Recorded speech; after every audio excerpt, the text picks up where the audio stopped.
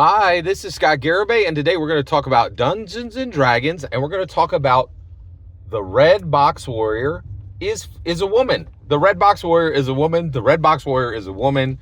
And today we're going to talk about the ramifications of that from the perspective of woke and DEI. So DEI is diversity, equity, and inclusion, and by the way, that's like a really technical term for what a lot of people would just say woke, right? And I want to talk about this decision that Dungeons and Dragons made, where they're heading with all this. Really fascinating. So let's dig into this, okay? So first of all, I'm fascinated by this story, okay? So first of all, the group that broke this news was the character sheet on comicbook.com. Great job, great coverage, very urgent, very timely, very immediately.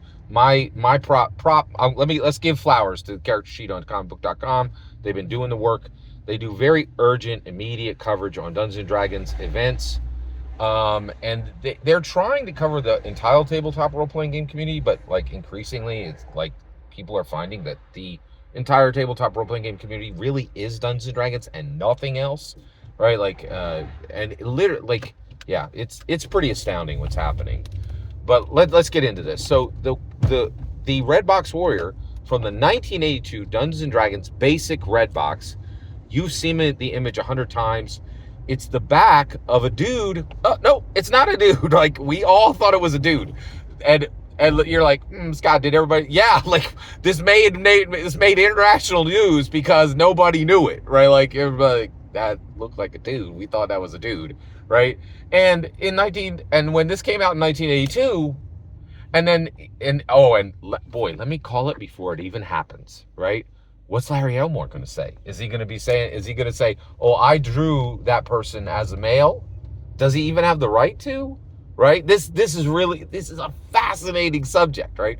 Let me stay focused. Today, I just want to talk about the woke and DEI ramifications of this. So basically, this is a really extremely woke decision, a woke supporting decision, a DEI supporting decision, right? And this is going to infuriate the OSR, not all of them, but most of them. Actually, it's going to infuriate. There's a better way to say it. It's going to infuriate the OSR grognards. They're old complainers, and they're going to do old complaining, right? So this is going to upset OSR grognards. I could give you the list of groups that are going to get Roll for Combat is going to cover this, and Tanker's Tavern is going to cover this, and they're all going to be like, oh, woe is me, woe is me, not woke is me, woe is me, woe us all, end times, you're going to get it, you're going to get it, and there's 10 other channels, right? Just OSR grognard channels are going to just oh no, and actually, Hasbro knew that when they did this, right? So why did they take this woke action, this positive, this woke supporting action, this DEI supporting action? Well, the answer is Gary's legacy. Gary's legacy. Dungeons & Dragons has been woke since 1974. Dungeons & Dragons started on February 7th, 1974. That's the day that Gary Gygax dropped this hot potato in the lap of the world, right? It started day one, right? They were like, okay, Gary, so now we're all going to talk about the sandwich our grunt, we've been playing all these war games and nobody cared what sandwich the character ate. You're saying we're going to literally go to the detail of what sandwich the character ate each day? And the character can be any class and any species and any gender and any preference? And Gary was like, yeah. Welcome to woke, baby. That's where we landed. It was from day one, right?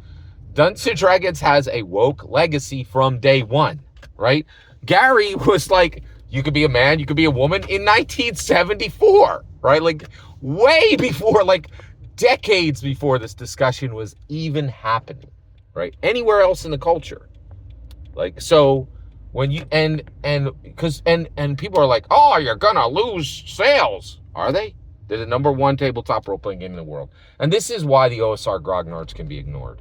They've been saying this forever. They're like, if you fluff our feathers, you're going to lose sales. No, you don't buy anything anyway, right? You don't matter. The OSR grognards do not matter. They do not move the board on sales. None of their content is high sales. They don't really bring dollars to the table, right? But woke and DEI does. So the go woke, get broke is literally becoming false, right? Now, there absolutely is an overshoot, right? There's a point where it's just too much, right? But the reality is, this is happening because we have a legacy of woke and a legacy of DEI on Dungeons and Dragons. It started on February 7th, 1974. And I could see the OSR grognards now, like, shaking their fists on their own channels. No, Scott, you got it wrong. What do you think happened in 1986 when Gary Gygax was like, the new CEO of the biggest tabletop role-playing game in the world is a woman, right? 1974, 1986, just pay attention to history and get the history right. Based was never part of Dungeons and Dragons, history. It's not, and it certainly isn't part of its of its money grinding base. It makes money, right? And it's relevant. It's both, right? And I absolutely love it. I'm fascinated by this news story, and I want to say thank you for letting me discuss it with you. Please, every single word you just heard is my humble opinion. Please consider liking, subscribing, and have a wonderful millennium. And and the important part is when I get to hear your humble opinion, when you get in the comments and send your traffic, please consider liking, subscribing, and have a fetch millennium.